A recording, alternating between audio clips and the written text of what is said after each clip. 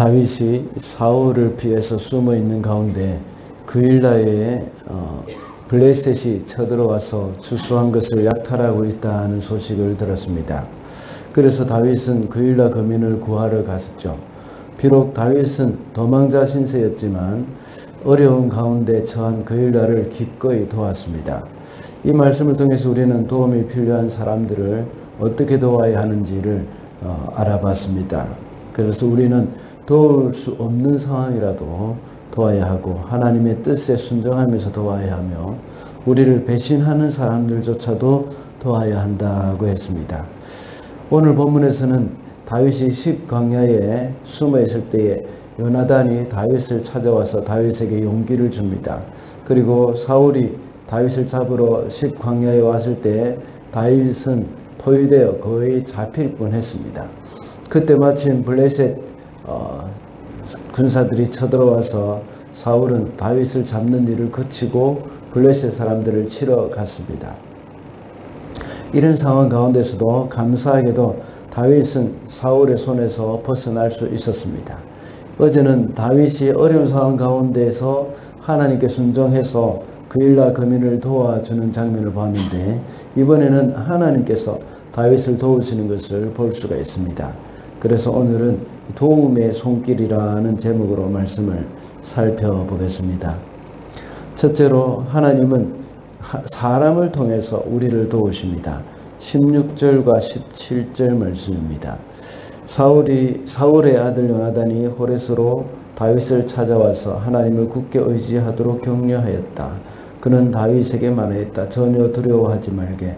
자네를 해치려는 나의 아버지 사울의 세력이 자네에게 미치지 못할 걸세.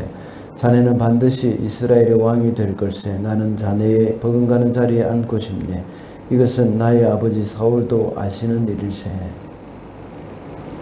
다윗이 사울을 피하여서 십광야 호레스에 머물러 있을 때에 사울의 아들 요나단이 다윗을 찾아왔습니다. 그는 다윗을 격려했습니다. 더군다나 자기가 도왔던 그일라 사람들이 배반해가지고 사울에게 일러 바친 것을 생각하면 정말 다윗은 큰 절망 가운데 빠질 수밖에 없었을 것입니다. 이 땅 어디를 가더라도 온통 자신의 대적들밖에 없다는 생각이 듭니다. 그리고 자신을 믿고 따르는 사람들은 600명이나 되는데 그들의 목숨도 역시 자신의 목숨과 아주 밀접하게 연결되어 있다는 사실을 그는 더 깊이 알게 되어졌을 것입니다. 참 이렇게 어디를 가든지 자기 편이 없다는 생각을 가질 때에 너무나도 참 소망이 끊어지는 그런 일입니다. 우리도 역시 다른 사람들이 나를 대적하지 않더라도 내가 혼자라는 사실을 생각하게 되면 정말 외롭고 힘이 든 가운데 있습니다. 그런 가운데 오늘 요나단이 그를 찾아온 것입니다. 시편 7편 6절에 보면 대적들의 노를 막아달라고 이렇게 기도합니다. 시편 7편의 배경은 정확하게 나오지는 않지만 인간으로부터 어떤 도움도 받을 수 없는 그런 곤고한 상황 가운데서 하나님 여호와를 향해서 부르는 노래임을 우리는 알 수가 있습니다.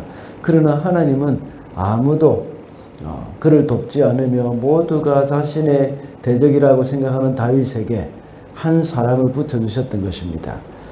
그 사람은 바로 자신을 죽이려고 쫓아다니는 사울의 아들 요나단입니다.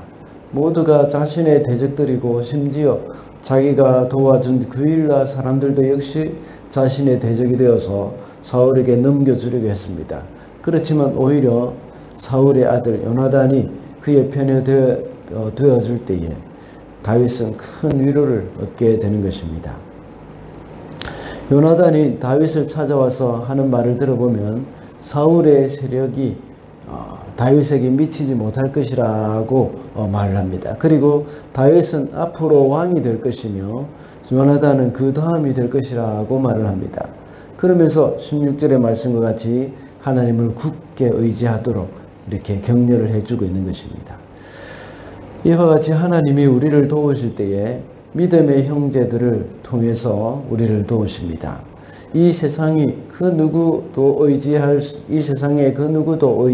사람이 없고 나 혼자라고 여겨질 때에 하나님은 사람을 붙여주셔서 우리에게 용기와 힘을 주십니다. 하나님이 우리를 도우시지만 이 사람의 손길을 통해서 우리를 도우신다는 사실을 우리는 잊어서는 안 되겠습니다. 또한 우리의 유일한 위로는 하나님이시지만 하나님께서는 때로 이 사람을 통해서 우리를 위로하시는 겁니다. 다윗에게 요나단을 통해서 위로를 받았지만 우리는 좋은 믿음의 동력자들이 있습니다. 그러므로 우리는 누군가가 나를 돕기 위해서 손을 내어 밀어주는 것을 기다리는 것도 우리가 해야 할 일이지만 우리 주위에 어려운 가운데 처해 있는 사람이 없는지 그것을 살펴보는 것이 또한 중요합니다. 그래서 우리가 먼저 그들에게 찾아가서 그들의 위로가 되어주고 도움이 되어줘야 한다는 것입니다.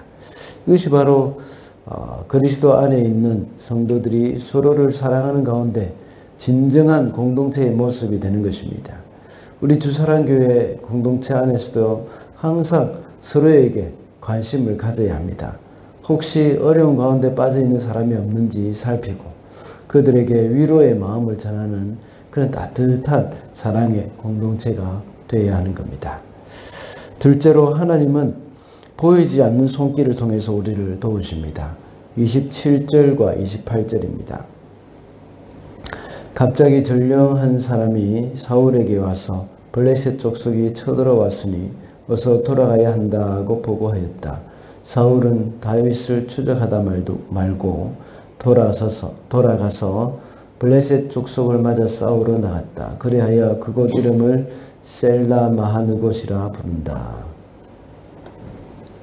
다윗이 10광야의 호레스에 있다는 사실을 10사람 몇 사람이 기브아에 올라가서 사울에게 알렸습니다.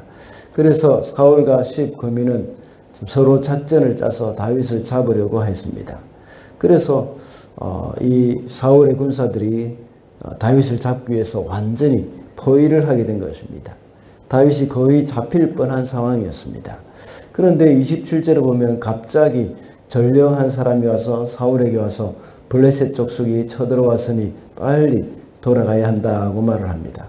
그래서 사울은 다윗을 추격하는 것을 멈추고 블레셋 족속과 싸우러 가게 되었습니다.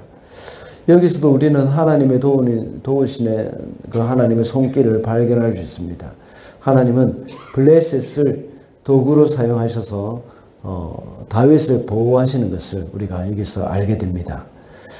사울이 10사람들과 함께 주도 면밀하게 계획을 세우고 잡으러 갔지만 하나님이 그 계획을 완전히 물거품이 되게 만들어 주셨습니다. 비록 우리 눈앞에서 아무도 나를 돕는 사람이 없고 의지할 사람도 없다 하는 생각이 들 때 그때 하나님은 일을 하고 계시는 것입니다. 블레셋은 사울의 대적이었지만 다윗의 대적이기도 합니다. 그런데 하나님은 다윗의 대적 블레셋을 사용하셔서 다윗을 보호하시고 지키시기도 하신다는 것입니다. 하나님은 이렇게 우리가 전혀 예상치도 못하는 그런 방법으로 도우신다 하는 사실을 알 수 있습니다. 이것이 바로 하나님의 보이지 않는 손길로 우리를 보호하시는 방법이라는 사실입니다.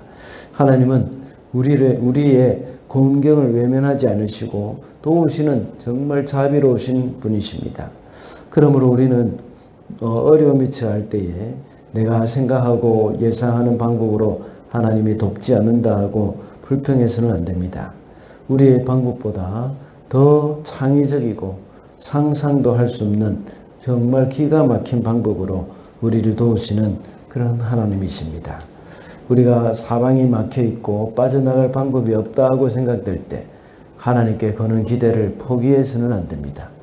오히려 소망이 보이지 않는 그때가 하나님이 일하실 때라는 사실을 기억해야 하겠습니다. 말씀을 맺겠습니다. 오늘은 도움의 손길이라는 제목으로 말씀을 살펴봤습니다. 하나님은 우리를 사람을 통해서 도우시고 또 이 하나님께서 보이지 않는 손길을 통해서 우리를 도우신다고 했습니다. 우리는 또 하나님의 도우심을 받고 또 다른 사람의 도움을 받는 그러한 부분도 있지만 우리도 역시 다른 사람의 어려움을 보았을 때 도움을 줄 수 있는 사람이 되어야 하겠습니다. 오늘도 어떤 어려운 가운데서도 우리를 도우시는 하나님께 소망을 두고 살아가는 저와 여러분이 되시기를 바랍니다.